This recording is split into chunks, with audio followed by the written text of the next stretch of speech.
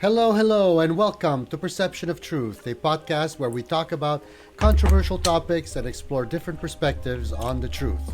I'm your host, Renato. Today's topic is COVID-19. We have John joining us from remote location.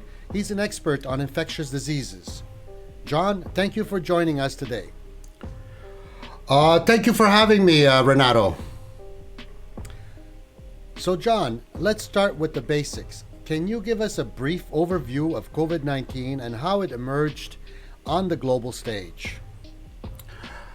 Sure. COVID-19 is a respiratory illness caused by the novel coronavirus, which was first identified in Wuhan, China in late 2019. It has since spread to become a global pandemic with cases reported in nearly every country around the world. Right. And how does COVID-19 spread? The virus spreads primarily through respiratory droplets produced when an infected person talks, coughs, or sneezes. It can also be transmitted by touching a surface or object that has the virus on it and then touching one's face. I see. And what are the most common symptoms of COVID-19? The most common symptoms are fever, cough, and difficulty breathing. However, some people may be asymptomatic or have very mild symptoms, which can make it harder to control the spread of the virus. So, what can people do to protect themselves and others from getting infected? The most effective way to prevent infection is to wash your hands frequently with soap and water and to maintain a physical distance of at least 6 feet from others.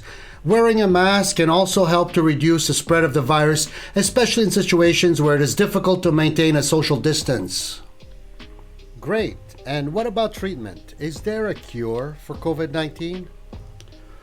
Currently, there is no specific cure for COVID-19. However, there are several vaccines that have been developed and are being distributed around the world. These vaccines have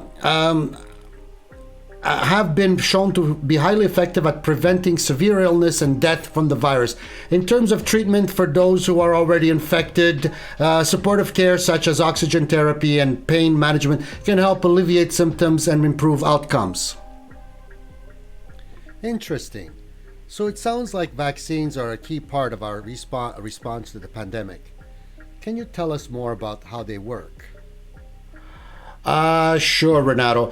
mRNA vaccines work by introducing a small piece of genetic code from the virus into our cells, which then produce a viral protein.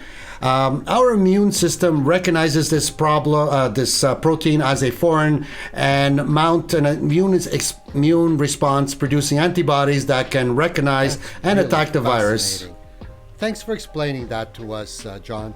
So, in conclusion, what message do you have for our listeners about COVID-19?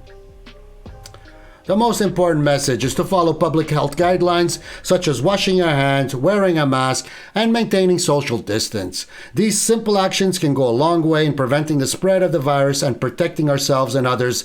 It's also important to stay informed about the latest developments and to get vaccinated when a vaccine becomes available to you. Together, we can work to bring this pandemic under control.